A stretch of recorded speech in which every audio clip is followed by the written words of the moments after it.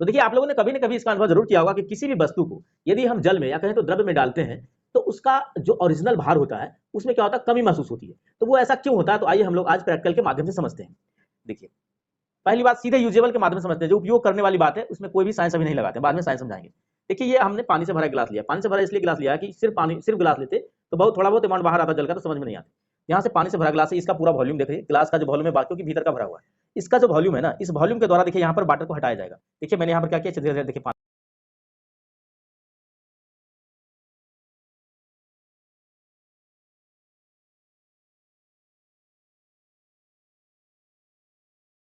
तो अब जो होगा मान लिया जाए कि इसका जो बाहर में वेट था वो 250 ग्राम था, पानी में हम लोग डाले तो इसके वॉल्यूम के द्वारा जो वाटर को डिस्प्लेस किया गया तो वो भी कुछ उसका उसमें वेट होगा, जो पानी बाहर है उसका भी वेट होगा। तो मान लिया जाए उसका वेट हम लोग 50 ग्राम लेते हैं, मैं समझने के लिए बता रहा हूँ। तो अब जो इसका वेट होगा ना, जो पानी में डूबा हुआ ग्लास, इसका वेट क्या होगा, 250 माइनस 50 यानी कि 200 ग्राम।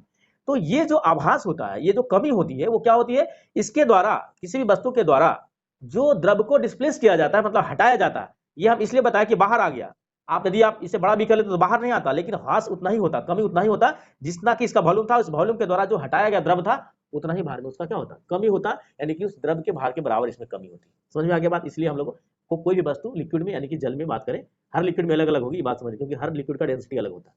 अब हम लोग समझते हैं फिजिक्स के माध्यम से। देखिए किसी भी वस्तु को आप यदि नीचे छोड़ते हैं तो नीचे क्यों जाती है, देखिए नीचे यहाँ पर गुरुत्वाकर्षण, नीचे क्या लग रही है, गुरुत्वाकर्षण बल। और जैसे लिक्विड में हम लोग जाते हैं ना, लिक्विड में डालते हैं तो ऊपर की ओर क्या लगता है, फोर्स ऑफ बायोंसी, उसे हिंदी में कहते हैं उत्प्लावन बल। उत्प्लावन बल का मान क्या होता है, ये जो इस ग्लास के द्वारा जो हटाया गया क्या था, द्रव था, उस द्रव के भार के बराबर ऊपर की ओर इसमें क्या लगेगा, फोर्स, क्या लगेगा, ऊपर की ओर फोर्स। तो रिजल्टेंट फोर्स इसमें क्या हो जाएगा, डूबने के बाद नीचे हो जाएगा क्या, ग्रेविटेशनल फोर्स है ना, gravitational force minus force of buoyancy, यानी कि F G minus F B, इसका टोटल यहाँ पर क्या होगा, वेट होगा। ये मैंने समझाया फिजिक्स के माध्यम से। बाकी एक्सपेरिमेंट के माध्यम से जो बोल चाल की भाषा में समझते हैं, पहला बात में मैंने आपको समझा दिया। तो इसलिए किसी भी वस्तु का भार जो होता है द्रव्य में या किसी भी, देखते हैं एक पतला सा आदमी, यदि आप एक मोटा ताजा भी आदमी है, तो यदि दोनों क्या है स्विमिंग पूल में नहा रहे, उसे आराम से गोद में लेकर घूम सकता है, तो कारण यही है, ठीक है।